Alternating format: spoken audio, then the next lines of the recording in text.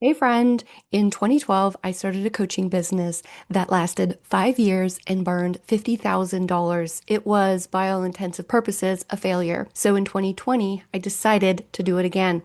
I launched a coaching business and it has since made $15 million USD and counting. Today's video is going to break down what exactly went wrong with the first business, and that will help you to immediately pivot and pull these levers in your coaching business so you can have the type of success that you know deep down is possible, but you're worried, you're wondering, you're starting to get anxious, you're starting to think, what am I doing wrong? Am I too late? Has the time just passed? No. It has not. And I can promise you that I didn't just willy-nilly relaunch a second coaching business and have all this success. In fact, after the failure of my first coaching business, and some things went right, it wasn't a total epic failure, just didn't make any money, which for a business is kind of a problem. I went into hiding. I was embarrassed. I was like, ugh, I put all my heart and soul. I showed up for the business. I did all the things. I spent tens of thousands of dollars. I was far in debt and it didn't succeed. And so I ran, I hid. Well, here's the funny thing. 5 years of trying at that business, and I knew how to do a lot of things online. I knew how to write copy. I knew how to make sales pages. I knew how to create ads. I knew how to, stack email sequences for people that had, for coaches that had it figured out. I didn't quite have the personality for it, but heck, I could do things behind the scenes.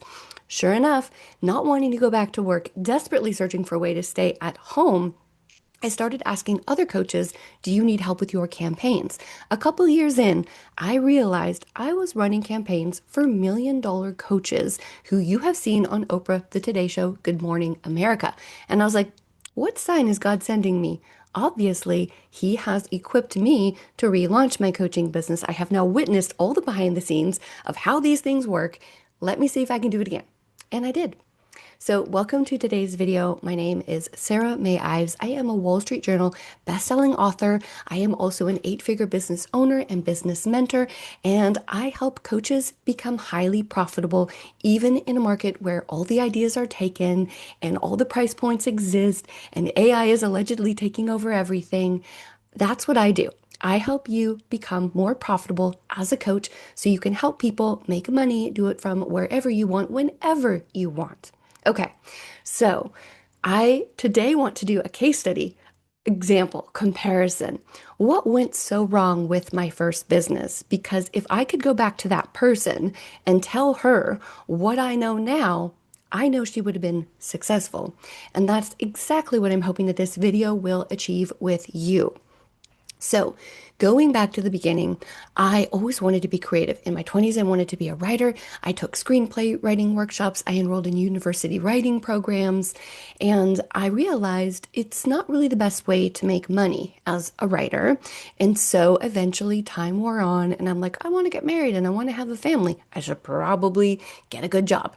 And so in my early 20s, I went to school, got a degree, got a master's degree. Again, I feel like I got a master's degree because I just couldn't handle going out into the work world because I was a deeply creative person and I was like, this is going to be tough. And I did what I had to do. Okay. So I got a master's degree and then I got into hospital research. Well, sure enough. And actually, after a few years at the hospital, I even started coaching patients on how to reduce the risk of heart disease. So I have been coaching people for a very long time. Okay. So at that time, I was thinking, okay, this is a good job. I will be able to pay the bills, live my life, have my family. And when I have my children, then I can start to take some time off. So my husband at that time and I decided that I would pretty much just work a little bit of part-time until my son went into kindergarten. And it just so happened that the marriage dissolved very quickly, really, really quickly, over a span of 3 weeks after my son was born. I found myself in a really bad situation of I'm a single mom and I'm not going to get that idyllic working part-time until my son goes to kindergarten. And so my mom, bless her heart, said, Sarah, you can come live with me. We'll figure this out together. I am so, so grateful that she saved me in that moment. Of course, I could have done it myself, but it would have been so much harder. So thank thank heavens for mothers, right? So at that time, I decided to start doing a business. And even though my parents had been entrepreneurs and my dad always nudged me towards school because he didn't want the unpredictable life of an entrepreneur for me. And I understood. My dad and my mom and my grandparents, they were all the old school entrepreneurs, the ones that had to put up a huge amount of capital, deal with employees, deal with all those things. This online coaching space, this online business space didn't exist back then. Okay, so he was pushing me far, far away from entrepreneurship. Um, at that time, though, I started scrolling the internet as people do, even today. And so it was around 2010, 2011, and I started thinking, if I don't get this business going, I will never see my son. I will not get to be that hands-on mom that I really want to be. So surely I, started engaging with these videos, and I'm like, watching people like Marie Forleo and all these people that are doing their thing. And I'm like, yeah, I could do that. So I started what I knew best. So my dad had passed away from cancer in 2008, and it was a big, staggering, emotional event, huge experience of loss. And I went through this phase where I was only eating raw foods. I was devastated that he had passed away far younger than I think he should have passed away at. And I was a huge raw food proponent. I've always been healthy, actually. I've always just loved eating light, natural foods. And it was a natural next step for me. And I do believe it was a way for me to cope with my grief, right? Okay, I'll try to do what I can do in my life to control my circumstances, which is eat raw foods. So, and not to say the raw food diet is bad by any stretch, but I went all the way with it. I was fully committed. So I decided to do a raw food business. I thought I could totally do this. I could be a health coach. I enrolled in school. I became a health coach. A certified health coach. I held raw food classes on the weekend. I held monthly potlucks in the community. And at the beginning, I was like, I am like really onto something, and there's a demand for it in the community. And I thought this has to work. So I went all in. Right. And then a few months in, working on my website, working on my logo, all the things that don't matter. I remember I had a big like pop-up sign, and I went to a few local health fairs, and I was thinking, great, if I could just get enough people to my classes, this will be great. I'll be free. I'll be able to quit my job and work from home. What happened is over the span of 5 years, I continually consumed content, videos, trainings, buying one-off sessions with coaches who were saying that they were way more successful than the majority of people. And I have no resentment towards any of these coaches, by the way. They were all just doing their thing, showing up in the world as best they could. So,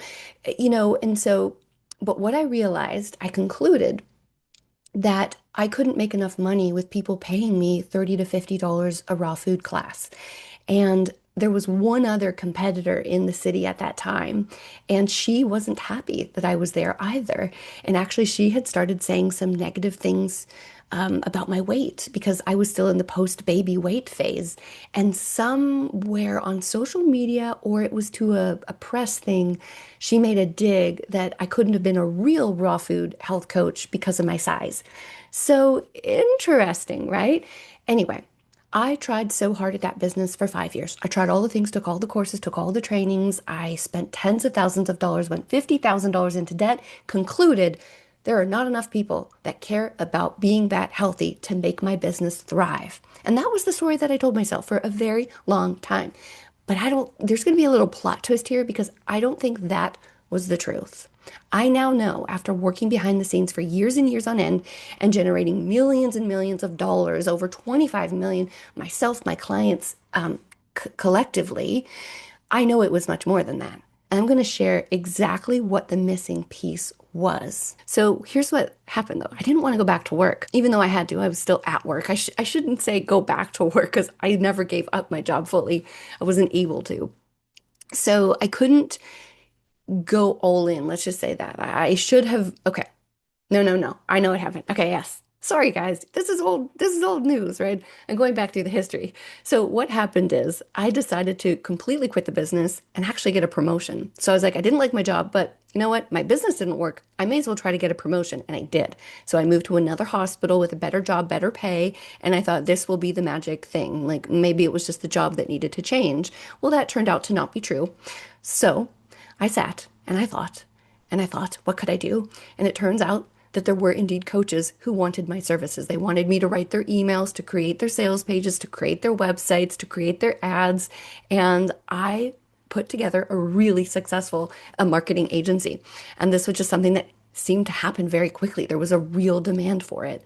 And so over the span of 2 years, like I said, I went from 10K to 20K. And as you're growing your business like this, you you always think if I could make it to this profit point or this revenue point, I will be successful and I'll be like happy and content. I'll be content. That's what we tell ourselves. And this is not true. Once you hit 10K, you're like, I want 20K. Once you hit 20K, you're like, I see that lady making 40K. I'm going to do that. And so that happened, of course, and that was fine. It's, as humans, we always want to solve problems and we always want to overcome challenges. So this is just my brain up leveling. And so I got the agency, the marketing agency, up to 50K months, which is pretty darn insane, isn't it? That's like a 750,000 run rate per year. And the calling to coach, I realized, had never went away. And I realized that in the capacity of my marketing agency, I was coaching clients one-on-one all the time. We were troubleshooting, we were creating things, we were solving problems, we were getting their launches to make more money. And after I had had so many huge launches under my belt. And I was getting some really awesome coaches that were being sent my way. And I was like, God, what are you trying to tell me? And so, of course, the dream to coach and teach never left. And so after a few years of doing that, I was like, you know what? So what if I failed in my first coaching business? I am going to relaunch this and do it in a better way, do it with a better topic, and I'm going to see if I have what it takes. Now, here's the funny thing. You would think, okay, well, now Sarah's in business. She has her marketing agency. It's no risk to try a coaching business. But I promise you, it felt like a risk because, see, at that time, I'd had staff. I had 2 full-time staff. I had dozens of clients.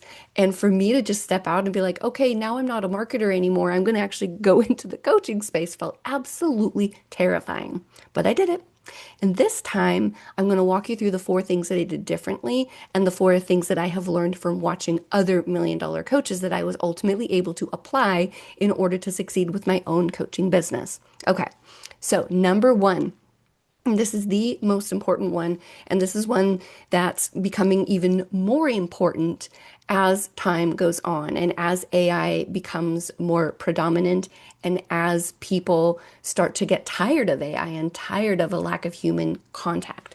So the number 1 thing that helps a coach to become profitable and noticed is truly their personality. And here's what happens. When you're starting your coaching business, you can feel really shy and you can feel like, I don't quite know what I'm doing, but I'm told just to do it anyway, and I will get the confidence, the courage as I go. And that's fine. But if it stays in that phase for too long, you're going to ultimately hold back your coaching business, just like I did in the first business. So the first raw food business, I like to say enough people didn't want to be healthy, but that wasn't true. I felt committed to being professional. I felt committed to being on top of things and just acting like everyone was perfect, like everything was perfect. Anyone on the outside could have seen, oh, Sarah just had a baby. She's fighting baby weight. Oh, Sarah's dad passed away from cancer. Obviously, she's into the raw food because that's really what happened. So obviously she's starting this business because she's recently been divorced and, she wants a way to generate income from home. And so here's the funny thing. There were so many ways that I could have showed up more fully to that business with my personality, and that would have rocked the socks off of that business, right? Like if I had talked about things like losing the baby weight with a raw food diet, committing to your health after baby, if I had talked about my dad, and there were so many areas where in retrospect, I could have shown up more truly as myself and what I was going through at that time. And this would have made things far more magnetic because I have since seen many health coaches do precisely that. There are health coaches making tens, 20s, 30s of thousands of dollars. That's not the correct way to say it, but you get it. There's a lot of health coaches very successful. They are showing up with their whole heart and they are not worried about people thinking that they're perfect. So a journey that I've gone through in my life, I am 45 years old now, and I have spent so much of my life worrying about what other people think, worrying about not being perfect, not even understanding that trying to be perfect is actually pushing people away anyway.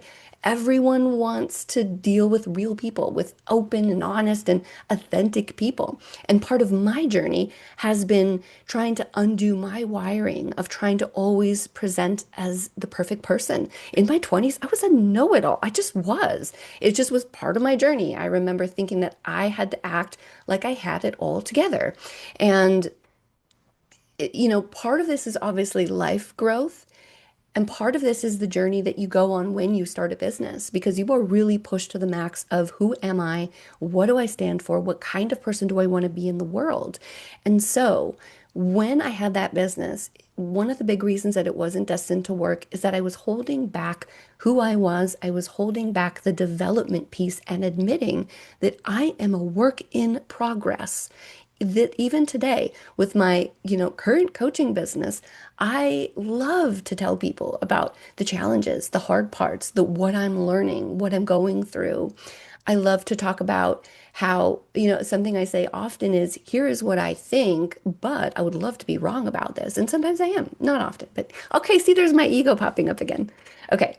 So showing up with your true personality, authenticity, this is something that is a constant practice, right? We're constantly asking ourselves, how can I show up in this moment and just be present with what I'm feeling, whether it's good or bad, and move forward anyway. And so the second business, I will tell you, I was really open about that. You know what? I had nothing to lose. So when I opened up my second coaching business, my second try, I actually led with the failures. And so much of my marketing revolved around I tried all these businesses and they didn't succeed until I figured out this. And so here's the thing is when you're leading with and I'm not saying that you have to be like a reality TV show. No, not at all. You don't have to air all your dirty laundry, but there are articulate ways to communicate what you are going through or what you have been through that pull people in and make people realize, oh, I can trust this person. She's trying to show up. She's trying to be better every day. And so in the second business, at that point, again, I've been older. I had, already succeeded at a marketing agency, which did give me confidence. And so I thought, you know what? I'll just show up as my true self, talk about all my business failures and how I thought I was never going to be a business success and how I actually managed to figure it out anyway. And boom, people were magnetized to that content. People love that content, right? Because you're being real. And so today we're surrounded by AI all over the place. AI will write everything for you. It's going to write your story. It's going to write your origin story. It's going to write your ideal avatar. It's going to write your coaching packages, and it's even going to create your website. It'll even take pictures of you or create pictures of you. I will tell you this. The coaches that do the most money, the most revenue, they do not have AI written stuff. Sure, does AI help them? It does, absolutely. But if you are using AI, you're going to remove that personality piece. And if we don't have your unique personality, if we can't see who you truly are and the work in progress that you are and the beauty of that, you're going to get a lot less buy-in from people in your coaching business. Okay. So it precedes AI as well. And so some of this can be learned. You can learn about how to tell a good story, how to write, going back to the classic sales letters and just copying them out word for word. This works surprisingly well to pattern your brain on how do I write effectively about myself and my business. Okay. So you want to train yourself that way. And I mean, really writing out with a pen and paper. So when it comes to the personality, this also precedes AI. Even before AI, people would hire me because I had learned how to write well. So going back and doing the work and not taking the shortcuts when it comes to your personality, okay, and just understanding this is what I need to do. If I'm going to get my business to where I want it to be and to get my business to the number of people I want to help and to be able to charge the rates that I know I should be able to charge, I'm going to have to show up with my true personality. So ask yourself, what am I holding back right now from sharing with the world? How can I open up about it in a way that invites evolution and invites people joining me on the journey? And that's going to be far more magnetic than pretending you're perfect because people can see all around and they can see that nobody's life is perfect. Okay, so that's the first most important thing. The personality works as a pattern interrupt. So in marketing, we have something called a pattern interrupt. You've most likely heard of this before. It is something that gets people's attention. I recently heard, Moses, he had the first pattern interrupt, right? He's coming down from Mount Sinai, having talked to God for 40 days, excited to share his tablets with his people. And then he sees his people worshiping the golden calf. Blasphemy, right? He throws down the tablets and they crumble. And that was the pattern interrupt. They were like, oh heck, party's over. So here's the thing. When it comes to your personality as a coach, it's not just the authenticity piece, that's huge, but even the very way that we get clients on social media platforms, just like this, just like all the places that you put your stuff, the algorithms reward personality as well. They reward authenticity. And because of that, too, we just live in a world of personality right now. Even look at just the people leading the world right now, or the biggest players in the world. If we look at people like Elon Musk, Donald Trump, these people are huge movers and shakers, of course, and love them or hate them. A lot of people love them and a lot of people hate them, but they have personality 100%. The tweets that they're putting on their X account at midnight, not written by AI, right? They are personality, and that's the power of it when you tap into it, okay? And I've seen this firsthand. The coaches that I've worked with that have massive results, they're not afraid to be who they are. So the second thing that I have seen million-dollar coaches do so well is not just do the pattern interrupt with their personality. That's how you get people's attention. But then secondly, it's the way you speak to them in a relevant way that pulls in the right people and repels the wrong. So again, to go back to my raw food business, what I didn't have there was a really relevant story to tell. And because I wasn't showing up as my true personality, then I lacked the vehicle to build a good relationship with the right type of people. So see, for example, if I had pulled people in with the story about my father's untimely passing, or pulled people in about my weight journey, I would have had a very specific type of story to tell people that would have been highly relevant to my ideal person. So one thing with that raw food business is I had a lot of people from all walks of life, and that's fine and normal, and that's always going to happen. But niching down and becoming very relevant, you don't even really have to niche down, actually. You just have to talk about the specifics of your situation. And when you do that and lead with your personality, it's naturally going to lend itself to the relevance that is needed to build a relationship with your ideal client. And so that's where I could then continue the conversation around here are the things I'm doing, or here's why this matters, or here's what to pay attention to. And so when you're able to storytell in this way, it is relevant to the person you're trying to help. Okay, so I would have been pulling in theory, a much more detailed type of person, someone that was maybe also looking to get back in shape after baby. Maybe it was pulling in a person who also was impacted by the untimely passing of someone in their family. And so when you don't lead with personality, you then lack the relevant stories and content to serve to your clients that are actually to your potential clients that will build the relationship, that will build the trust so that they know that you know their situation. And that's who we want to buy from, people that we know, like, and trust. And so with my second business, the successful business, and what I've seen the other million-dollar coaches do is they are so dialed into who they are that naturally the stories they tell and the way they frame it is highly relevant to the exact type of person that wants to work with them, or a person that's just going to be repelled. And that's okay too, because then we don't have to waste money on advertising that's just kind of pulling in the wrong people. Okay, so the relevance piece is so important, and this is a natural next step from leading with your personality. This is also amazing because you're never going to run out of things to talk about, right? If you're pulling people in with who you are and then telling stories related to that and how you understand where they're at, you understand the struggle, but then beyond that, you can even start to talk about your particular methodology, your particular approach to things. And when you personalize it in that way, it has a high level of relevance, builds trust, and that leads to sales and a dedicated audience. Okay, so the next piece is the packaging. Okay, and so I have this in a method. So I've got personality, we've got relevance, then we have packaging. Okay, it's like a diamond. I love diamonds. I thought, why not make it a diamond? Okay, so the packaging piece is really important. So back on why business number one didn't succeed, coaching business number one. I didn't have a good model for revenue. My packaging of my coaching program wasn't conducive enough to high profits. And this isn't to say that I'm being greedy. It's just that I needed to make a certain amount of money to be able to make my mark in the world. And if people needed to learn from me how to be healthy, how to get back in shape, they needed to pay me a certain amount of money for me to be able to show up in that way. Okay. So when it comes to packaging your coaching stuff, it is so, so important. So, see, what I did with the raw food business and the health coaching business is, and they were very closely married. I had one-off sessions. I had a package of maybe two sessions. I had classes that people could pay $30 for. There were all kinds of ways of monetization that I was missing out on. Even simple things like selling affiliate links to products that I was using. There were better ways to monetize and structure the packaging of my coaching offer.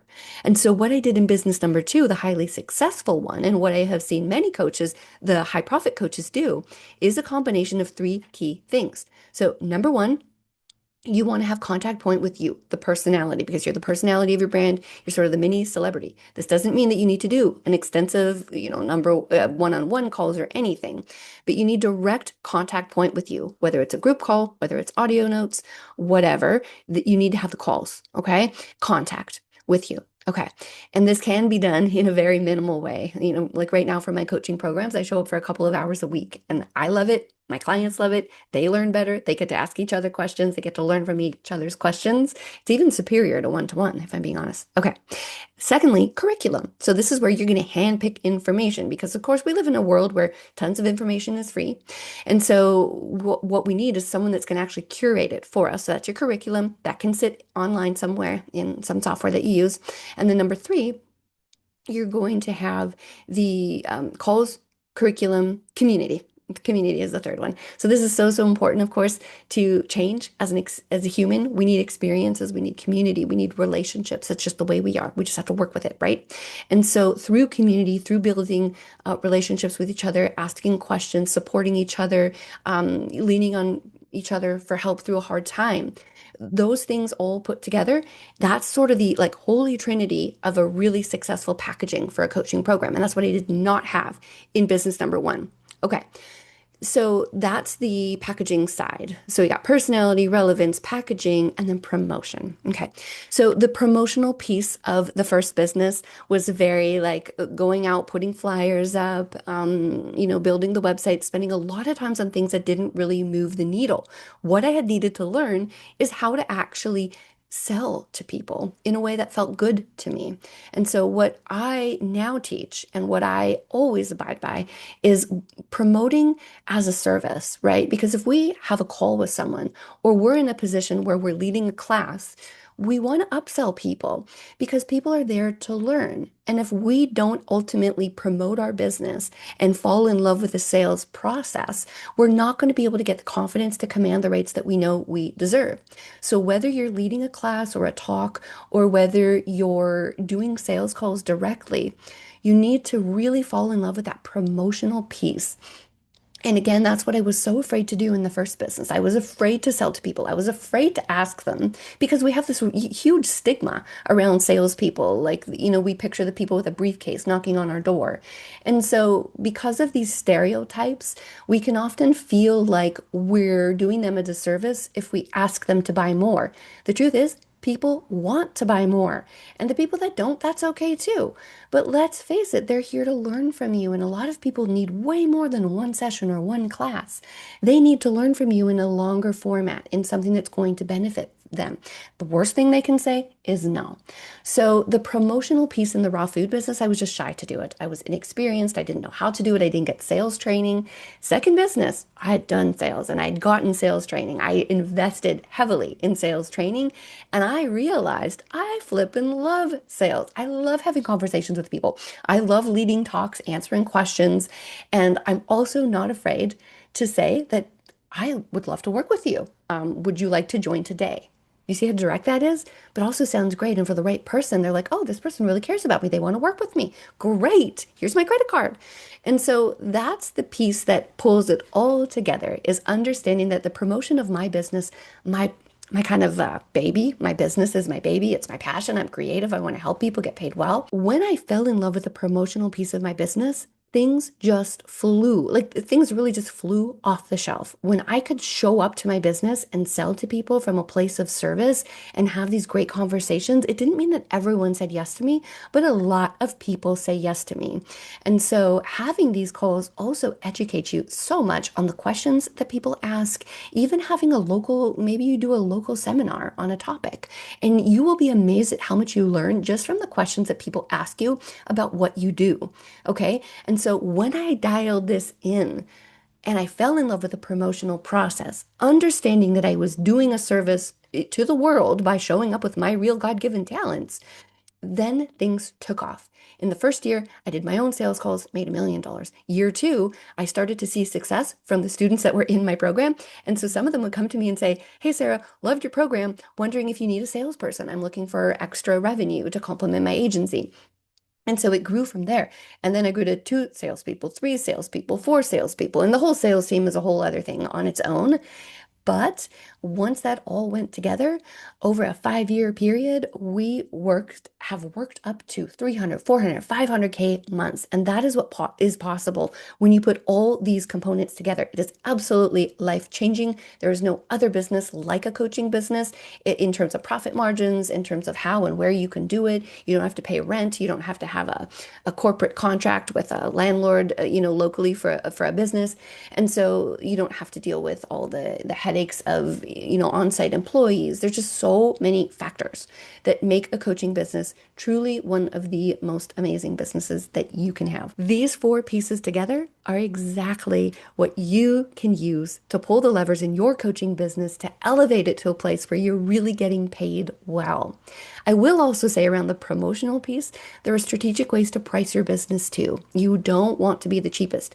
And for you and the sanity of your clients, you want to also put together longer packages. So 60, 90 days minimum, and then maybe a reoccurring membership that they can pay after that. So when we have these pieces in place and we focus on the person that they're going to become, that's something I'll make another video about that. Then investing three, four, $5,000 in a huge transformation that's going to literally revamp their life makes sense. And when people pay more money, they invest more internally. It's just the way the psychology of it works. When we have put more on the line, we're going to work harder for it. And I have seen that again and again and again. The people that are paying you, $90 a month, they're not the clients you want because they're not going to commit at the same level. And so again, we're just working with psychology here. All right. I hope you've loved this video. I have absolutely, it's been such an eye-opening journey in the business space, and I highly recommend it to anyone that feels compelled to do it. I know you're probably here as a coach and, hoping to put your business or expand it to the next level. Sorry, I can't think of the word. And so, yes, if you would like to learn more from me, you can always reach out to me by email, sarah@sarahmayives.com. I will also link a free guide below walking you through my exact $1 million coach formula with those four sides that we just talked about. So you can also see firsthand exactly how to implement it in your business for massive results. Thank you so much for watching.